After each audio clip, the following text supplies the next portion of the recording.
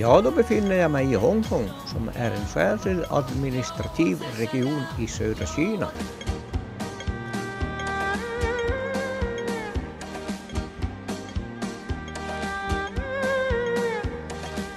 Hongkong var en brittisk besittning från 1841 till 1997.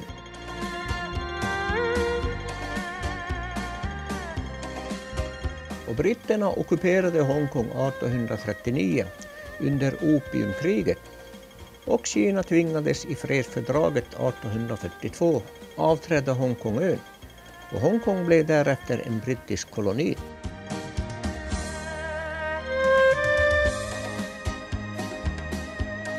Och genom andra opiumkriget 1856 till 1860 fick britterna kontroll över Kowloon som är en halvö av det kinesiska fastlandet, precis norr om Hongkongön.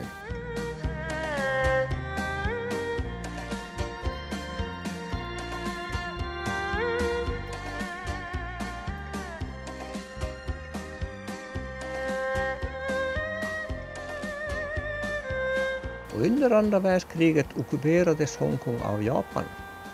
Men efter kapitulationen 1945 återgick området till brittisk styre.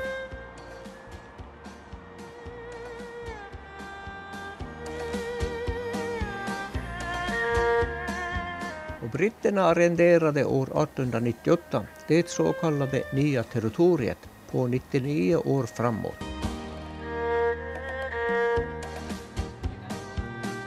Och här har vi Times Square, där det finns en stor shoppingcenter i flera våningar.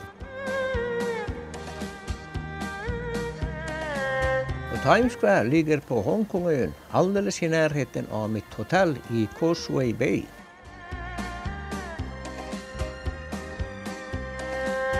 Och byggnaden har 2 torn, 46 och 39 våningar och färdigställdes 1994. Här finns butiker i flera våningar samt kaféer och barer.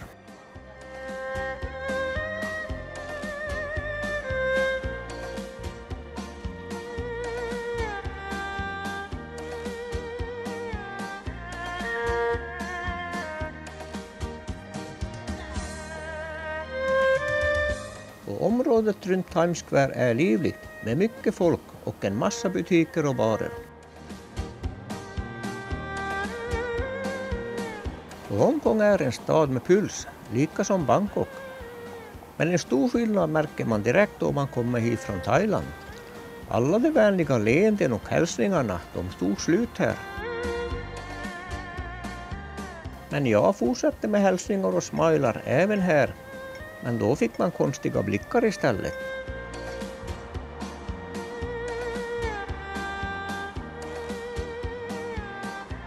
Ja, folket här är kineser. Och man har inte som vana att man hälsar eller smilar till okända människor ute på gatan.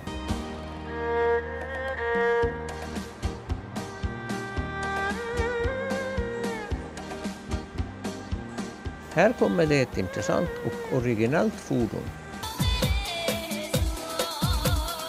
Ja, då måste man ju hoppa ombord för en provtur och se vart den går.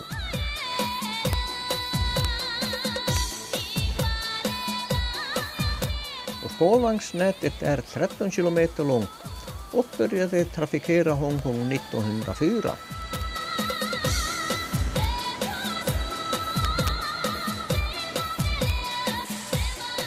Idag är det unika dubbeldäckarspårvagnarna en stor turistattraktion.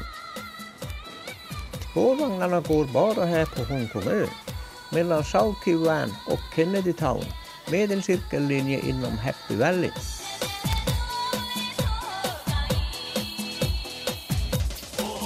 De är eldrivna och matas med luftledning och spårvidden är endast 106 cm.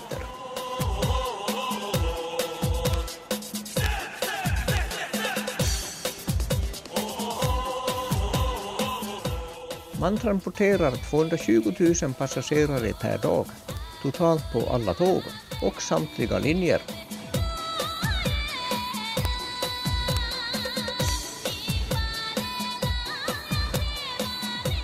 Och sitter man på överplan har man en bra överblick över trafiken och vyer.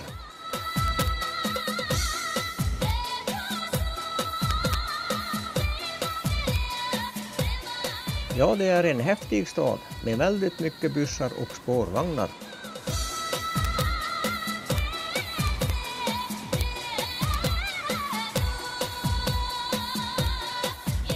Och uppe på övervåningen sitter man nästan som uppe på en balkong och skådar den imponerande trafiken av bussar och spårvagnar.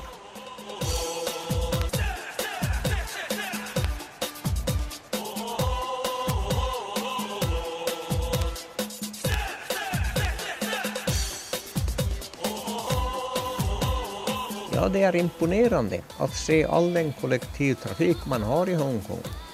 Det går bussar i rader hela tiden, kors och tvärs.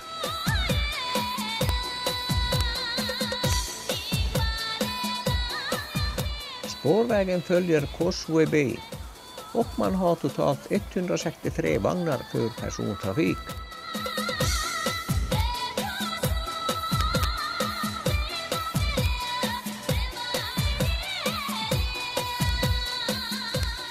Och i ändstationen längst österut hoppar jag av för att gå tillbaka.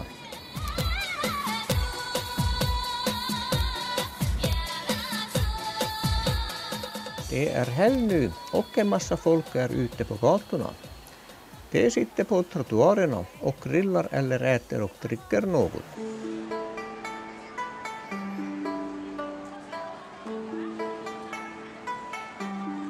Ja, här sitter det folk överallt, på trottoarerna och på övergångsbroarna. Och alla har med sig någon kokeri.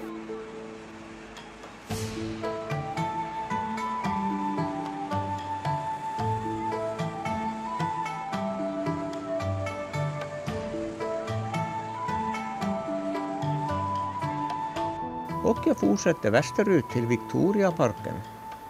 Och parken har fått sitt namn efter drottning Victoria.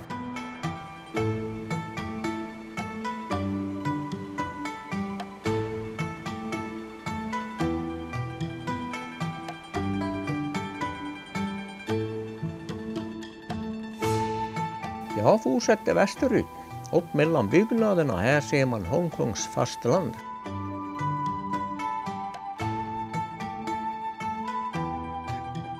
Det stora friluftsområdet med promenaden längs stranden, med kulturparken och Tamarparken längst upp mot staden.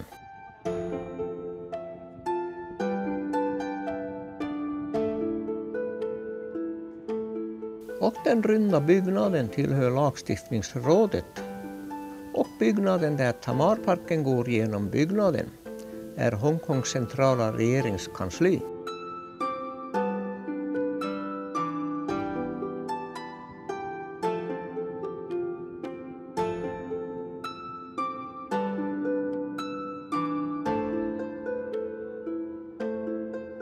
Och på andra sidan ser man Hongkongs fastland. Det går inga broar över till fastlandet. Däremot går det 3 flytande tunnlar som ligger under vattenytan.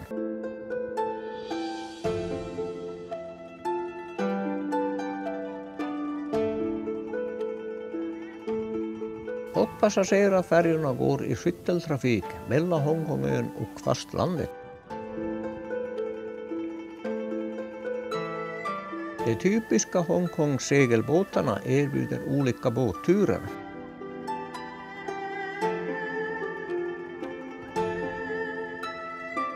Det är helg idag, så det är mycket folk i parken och här fotograferar man ett brudpar.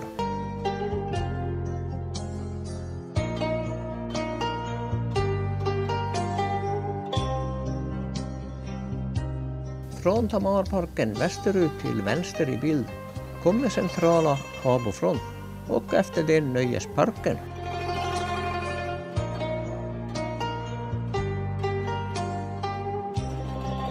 Och på andra sidan ser man Kowloon som är Hongkongs fastland.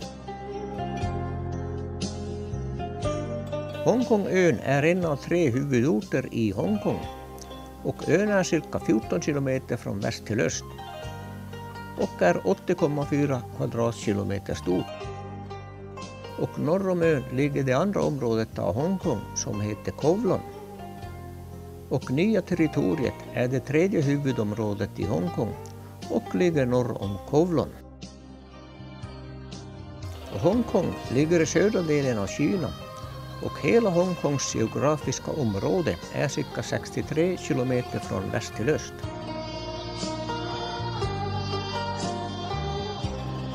Också är jag framme vid Victoriahamnen som är en naturlig hamn belägen mellan Kowloon och Hongkongön. Det är flera olika evenemang runt hamnen och nöjesparken.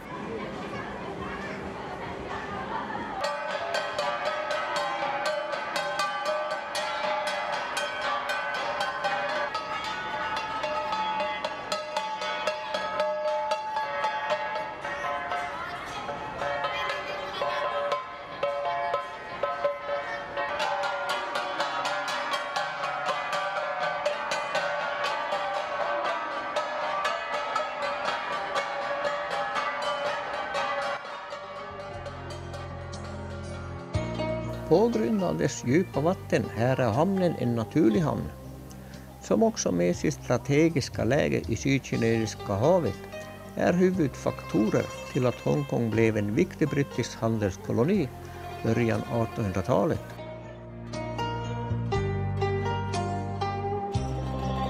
Mittemot på andra sidan ser man färjehamnen i Kowloon.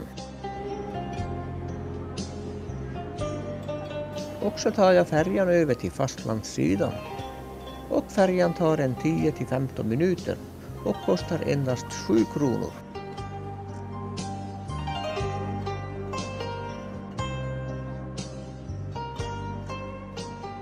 Det är 4 rutter som går i ett och transporterar 55 000 personer om dagen.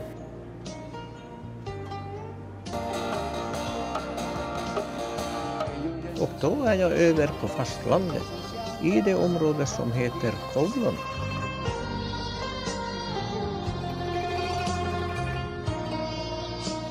Och härifrån tar jag bussen vidare längre norrut till ett speciellt område.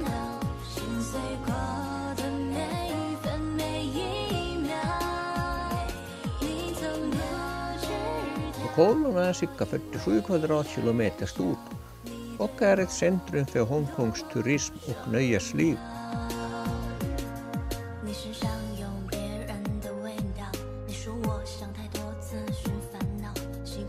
Och Kowloon har cirka 2 miljoner invånare och Hongkongön har 1,4 miljoner. Och hela Hongkongområdet har totalt cirka 7,2 miljoner invånare.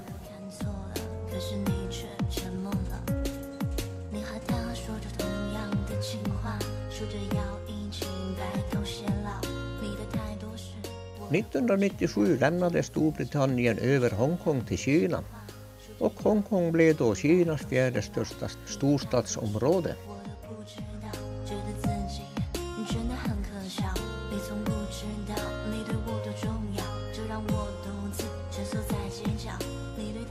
Och enligt överenskommelse skulle Hongkong få behålla mycket av självstyre och rätten att behålla sitt kapitalistiska system, sin samhällsordning och alla medborgares fri- och rättigheter i minst 50 år framåt. Ja, nu är jag på det häftiga området som heter Mong Kok. Här är ett myller av gatumarknader och djungler av neonskyltar.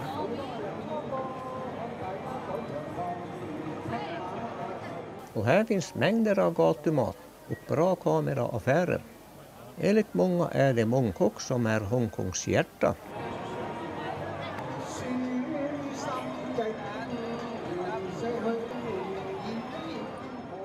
%98 av Hongkongs befolkning är kineser. Övriga är filippiner och indonesier.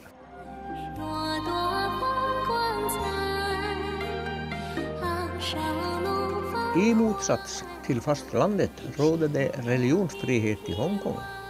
De flesta är antingen buddhister eller daoister och omkring 10% är kristna.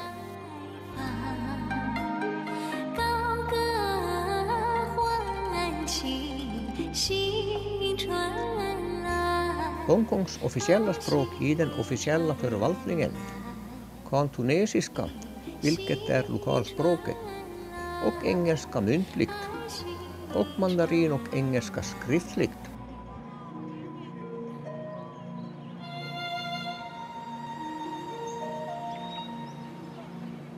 Och alla skyltar och officiella texter skrivs på kantonesiska och engelska.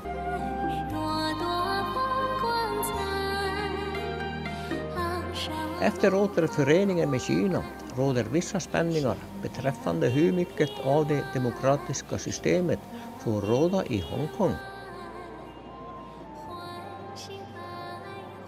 Och de begränsade reformerna har inte gått i riktning mot demokrati sedan 1997, då kineserna tog över Hongkong.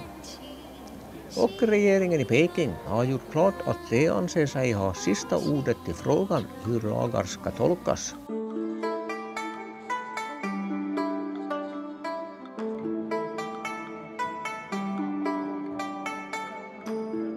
På grund av det har det lett flera gånger till omfattande protester, såväl mot Peking och mot deras handplockade ledare för Hongkong.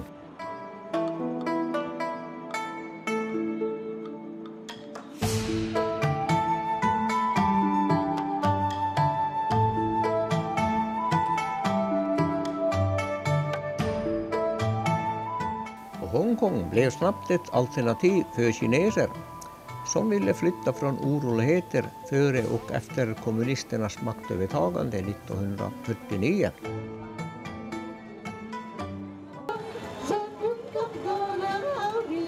Och mot kvällen kommer det hela tiden mer folk ut på gatorna, och flera här är för att sjunga och spela.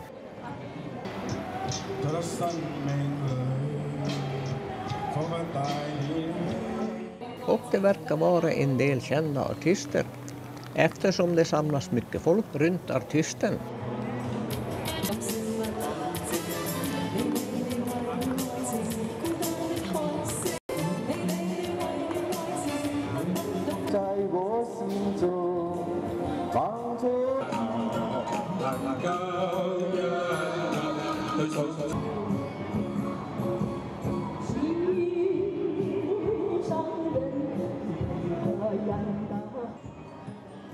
Och senare på kvällen promenerar jag tillbaks till hamnområdet för att se på Hongkongön från den här sidan av vattnet.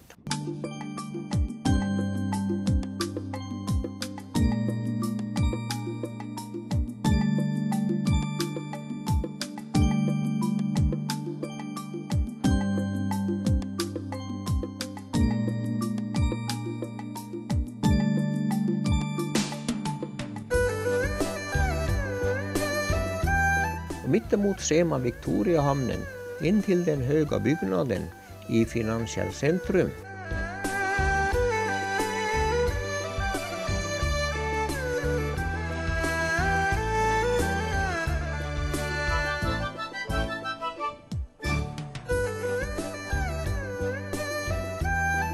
Och den 44 meter höga klocktornet är det enda som finns kvar av järnvägsstationen som fanns här.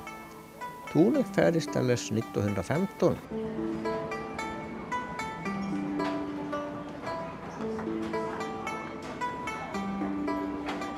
Och så tar jag färjan tillbaks igen till Hongkongön. Och namnet Hongkong betyder den doftande hamnen.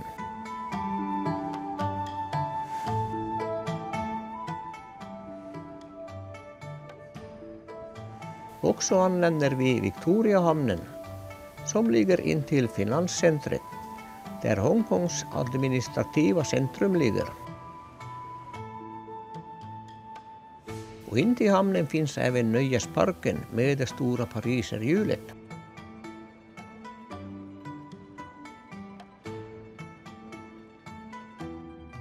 Så här ser fastlandet och Kowloon ut från ön på kvällen. Och det är ungefär 1 kilometer mellan ön och fastlandet.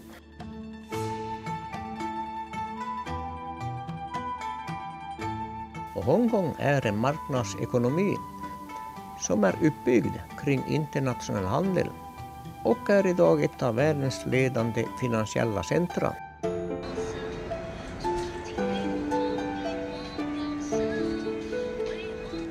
Och så tar jag en taxi tillbaks till hotellet.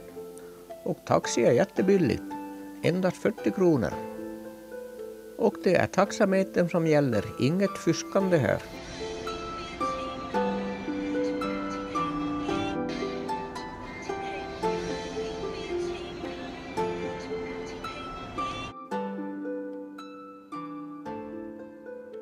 Det är ett enkelt och litet rum på Best Western Hotel för 400 kronor natten.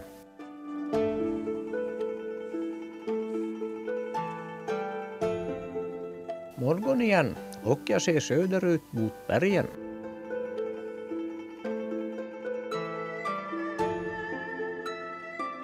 Och åt andra hållet ser jag Times Square, så hotellets läge är alldeles in till en av Hongkongs centrumområden.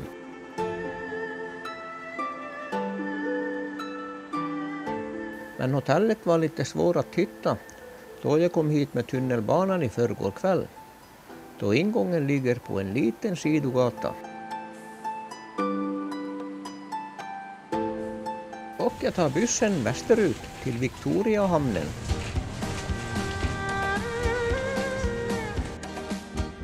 Och en av färjan går ut medan en annan kommer in till hamnen.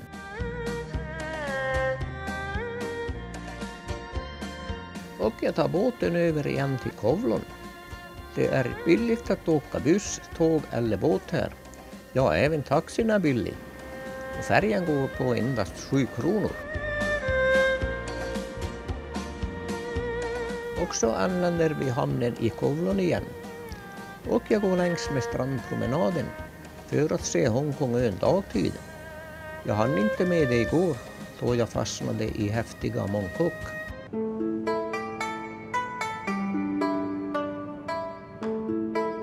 Ja, det finns mycket som är häftigt i häftiga Hongkong.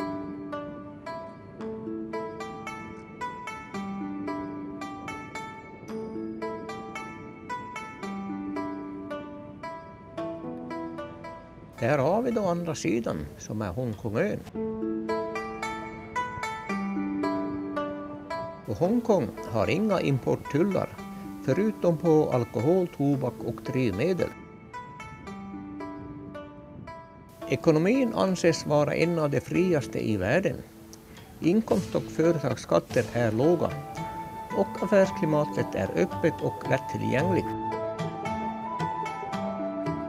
Och där bak i finanscentrums skyskrapor ser man berget Victoria Peak.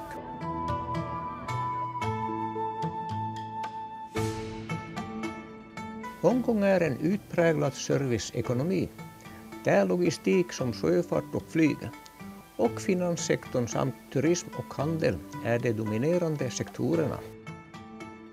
Och båten tillbaks.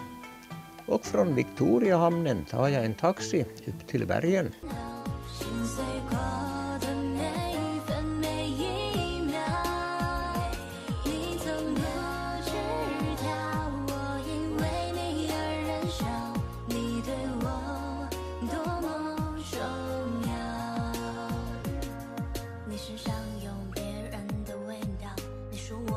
Och vägen slingrar sig uppför och jag är på väg till Victoria Peak som är 554 meter högt.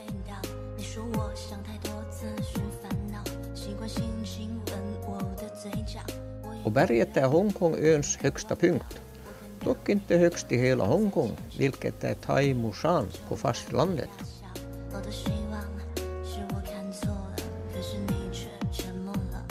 Och så lämnar han av mig i garaget som är en hållplats.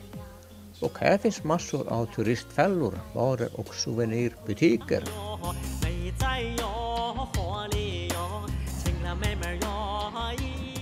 Och uppifrån Victoria Peak har man en bra utsikt över Hongkong.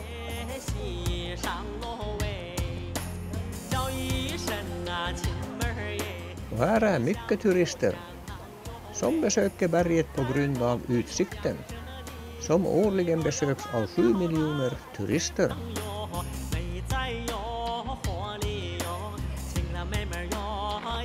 Och närmast nedanför ser man finansdistriktets skyskrapor in till Victoriahamnen och bak i Kowloon och fastlandet.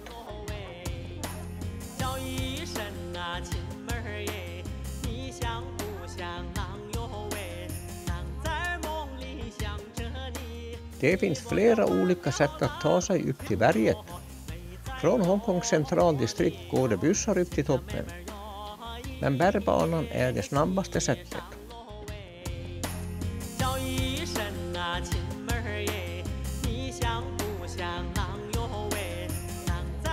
Och uppe på berget finns 2 stora gallerior samt 2 större fritidsanläggningar. Man kan även vandra den 30 minuter långa leden som går runt bergstoppen. Norra delen av Hongkongön utgör tillsammans med Kowloon Hongkongs huvudsakliga stadsområde. Tillbaks tar jag bergbanan som öppnades år 1888. Innan det var det vanligt att besökare bars upp i bärstolar.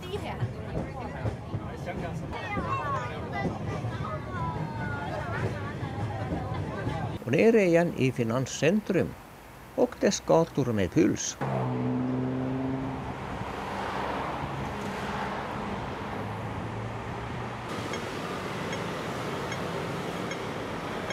Valutan här är Hongkong-dollar som har samma kurs som kinesiska valutan och 100 Hongkong-dollar är 106 svenska kronor.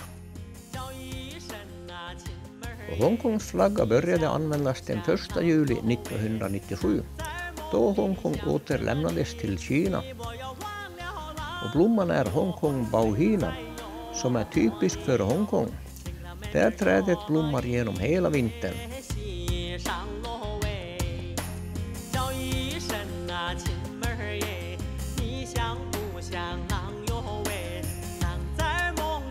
Och bensinen i Hongkong kostar 13,50 kronor per liter.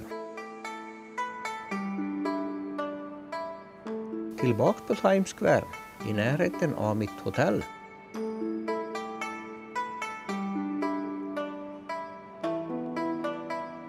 Och här är det alltid livat.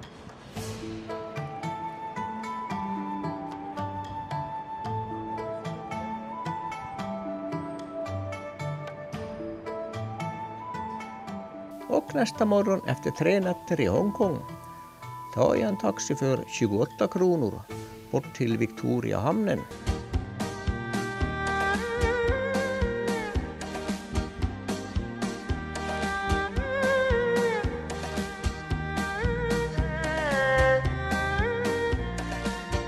Och i hamnen går jag ombord på snabbbåten som avgår klockan 9 och biljetten går på 180 kronor.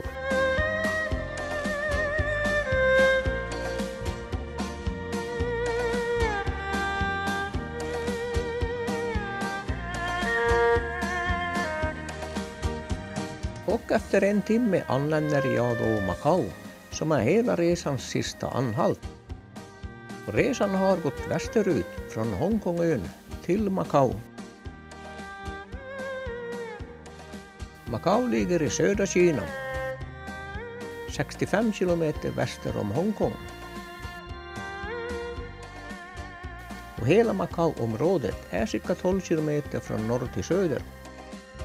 Och huvudorten Macau-halvön är cirka 4 kilometer. Ja, då är jag i Macau och framför hamnterminalen. Och här hämtas vi av hotellbussen.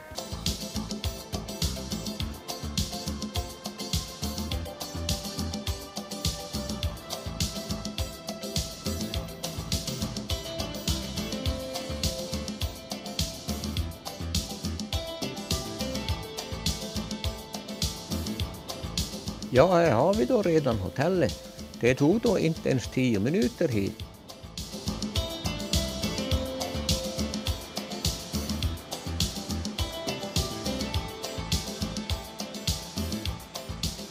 Ja, nu börjar mina skor visa lite svaghet, men än sitter det ihop.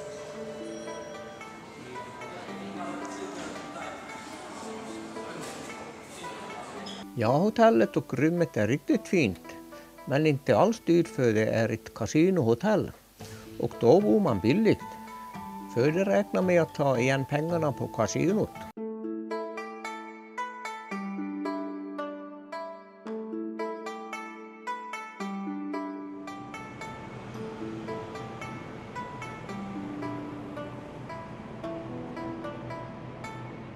Och Macao är liksom Hongkong en speciell administrativ region i Kina.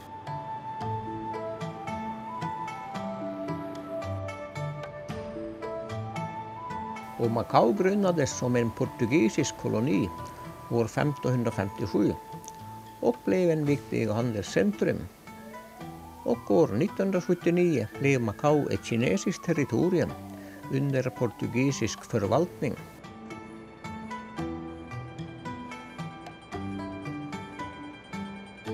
Och Macao överlämnades 1999 till Kina då det blev ett speciellt administrativt område.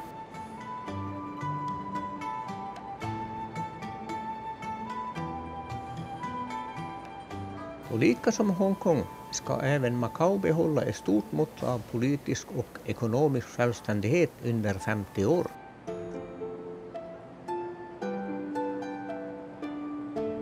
Den här delen av staden har ett speciellt utseende med gågator och där butikerna eller restaurangerna ligger innanför promenaden, innanför yttervägpelarna. Och nu är man hungrig och de flesta barerna och restaurangerna verkar servera mest asiatiska rätter.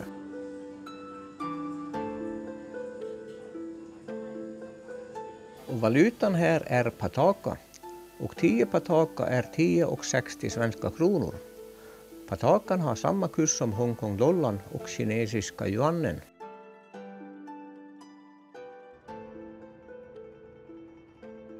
Macaos flagga antogs 1999 vid överlämnandet av Portugal till Kina och blomman ska föreställa lotusblomman. Och efter maten fortsätter jag att utforska staden.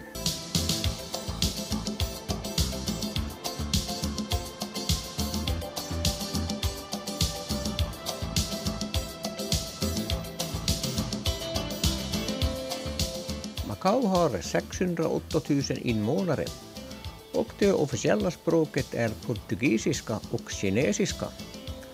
Och 95% av befolkningen är kineser, 2,5% portugiser och 3% övriga.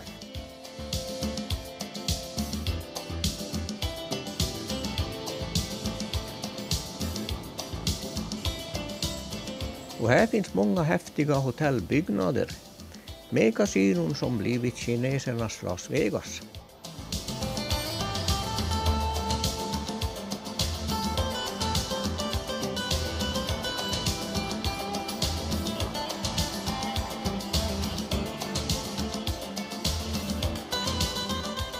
Macaos ekonomi är till stor del baserad på spel och kasinoverksamhet som genererar omkring hälften av intäkterna till statsbudgeten.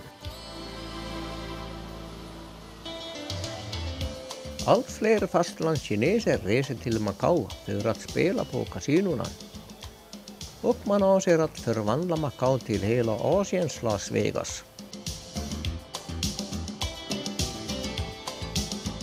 På grund av den ökade fastlandskineser sker en kraftig utbyggnad av turism- och spelsektorn. Monopolen inom spelindustrin är borttagen och utländska företag kan få licens att verka i Macao.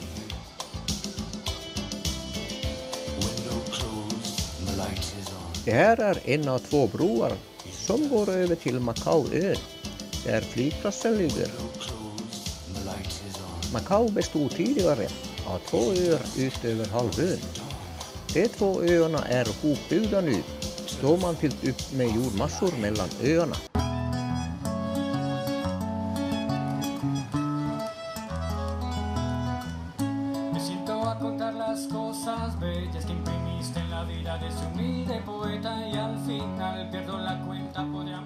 Och man har gatunamn på både kinesiska och portugisiska. Och nu har jag kommit in i den äldre delen av staden. Den nya delen där jag bor är kasinohotellsområdet.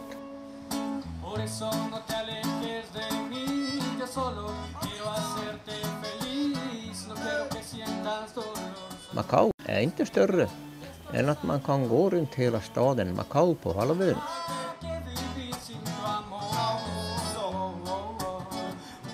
85% av Macaos export utgörs av textilvaror och skor. Och de största handelspartners är Kina, USA, Hongkong och Japan. Och nu har jag kommit in i det historiska gamla Macao.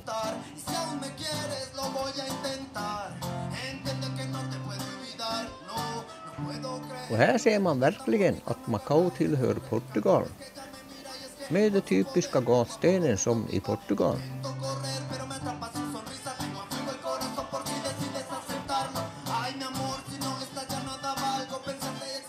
Den här delen av staden är mycket mysigare än det nya kasinoområdet.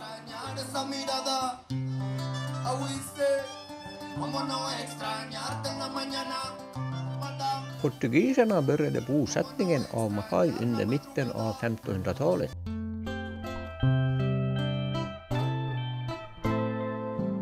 Macao har en mix av västerländsk och österländsk kultur.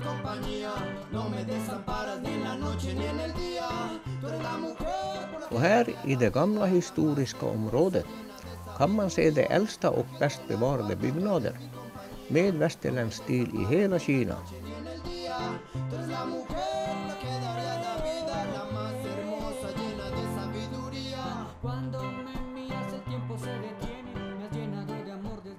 Här finns även kyrkor tillhörande olika västerländska religioner. Där även byggnadsstilen varierar mellan de olika religionerna.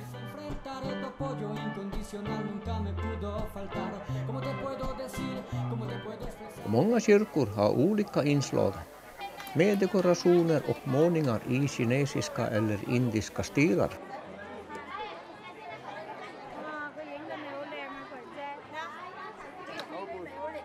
Lite smakprover att testa, men jag vet inte riktigt vad det var för något.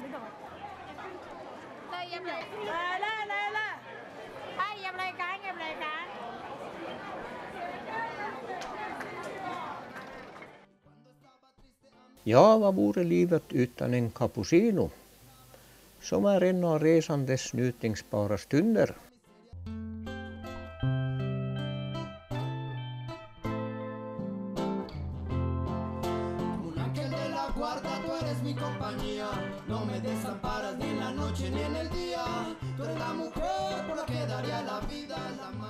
Och jag fortsätter längre norrut och kommer fram till ruinerna av en gammal kyrka som förklaras som världsarv av UNESCO.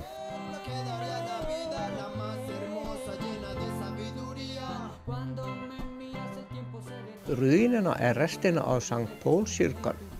Och kyrkan byggdes i anslutning till den jesuitiska skolan som var första västerländska universitetet i Fjärran Östern. Och kyrkruinen är en av Macaos främsta sevärdheter och ligger vid toppen av en stentrappa i stadens historiska centrum.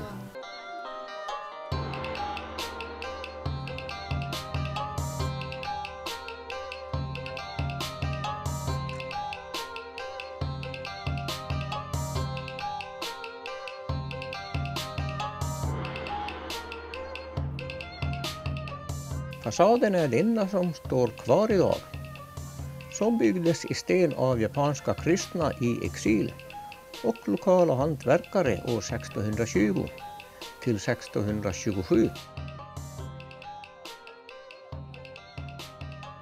Kyrkan och intilliggande skola brann ner år 1835 och det enda som blev kvar var fasaden. Och uppifrån trappan ser man Casino Lisboa sticka upp ovan övriga byggnader.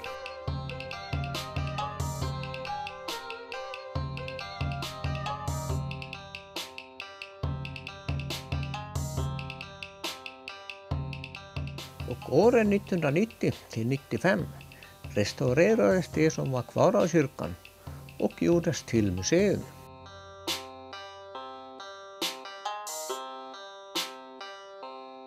Och baksidan av fasaden har stabiliserats med järnbalkar.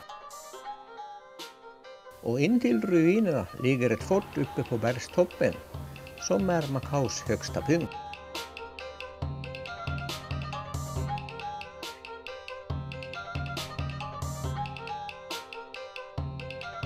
Guayafortet är en fästning från 1600-talet och byggdes för att försvara sig mot nederländerna som försökte erövra Macau från portugiserna.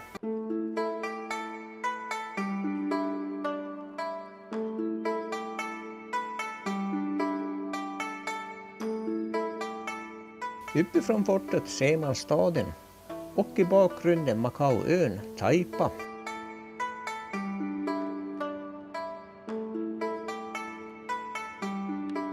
Och i Macau kan man se Las Vegas glitter och fascinerande historia.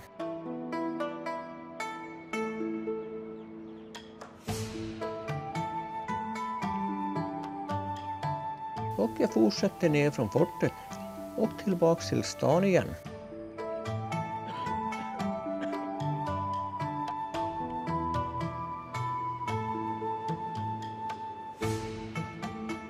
Och kommer fram till ett torg som heter Senado Square.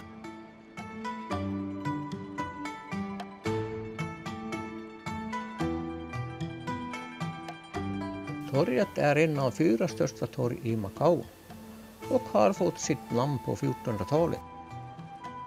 Portugisiska myndigheter använder torget vid ceremonier och vid installationer av soldater till armén.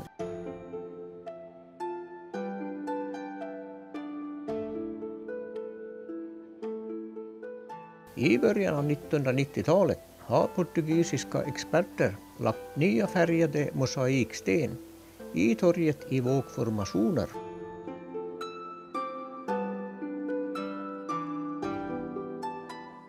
Idag används torget för olika kulturella evenemang.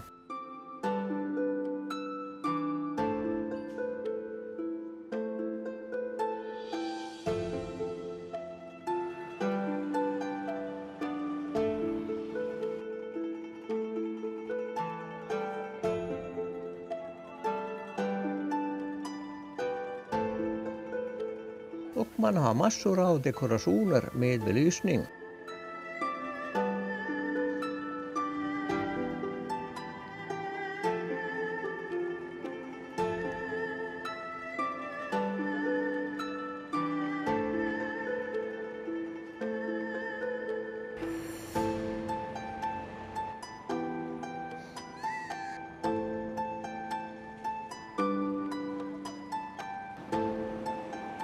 Och så är jag tillbaks i den nya delen med all sin glitter och blinkande neonskyltar.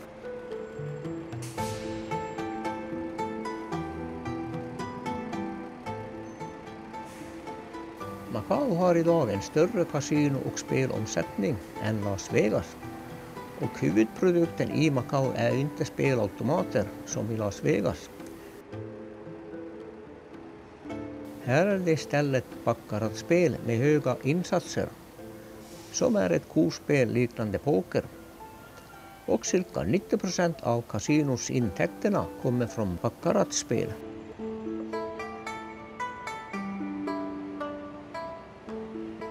Utländska investerare lockas till Macau på grund av potentialen i den kinesiska marknaden. Och Macau har ensamrätt att legalt bedriva kasino och annan spelverksamhet i Kina.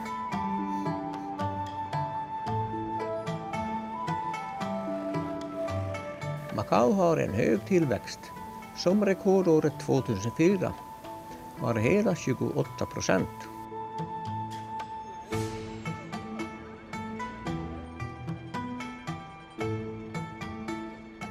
Och här fotograferas ett brudpar med kasinons neonljus som bakgrund.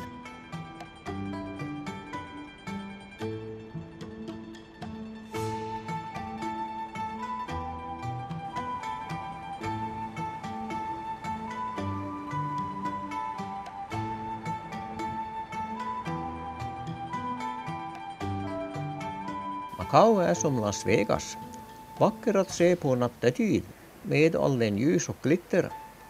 Och mindre vacker dagtid.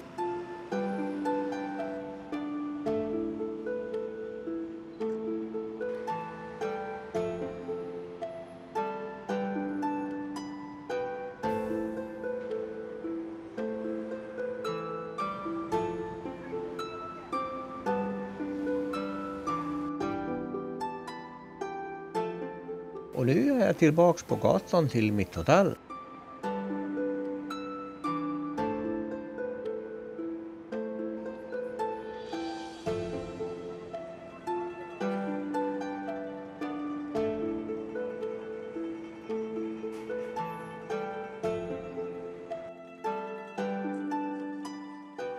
Ja, idag är det den 1 mars som är sista dagen på min vinterresa. För nästa natt flyger jag hem igen. Och jag går en runda runt en kulle där det finns en liten park med motionsled runt.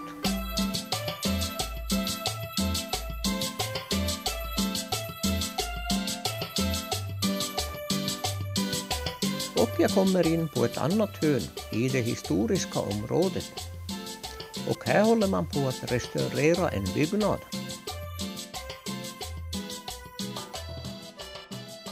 Man håller på att sätta upp byggställningen som är i bambu.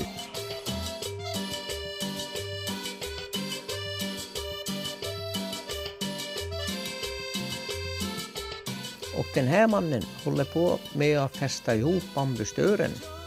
Och man gör det med plastband.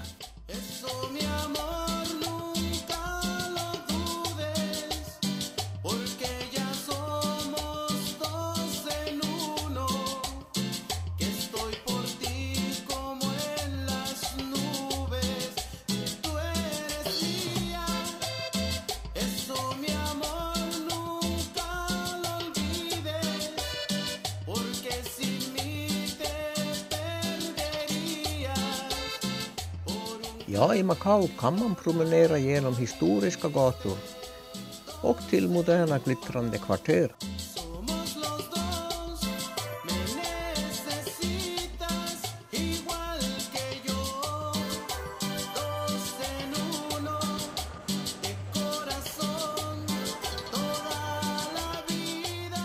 Och här finns små parker med grönområden där man kan ta en paus i någon av parkbänkarna.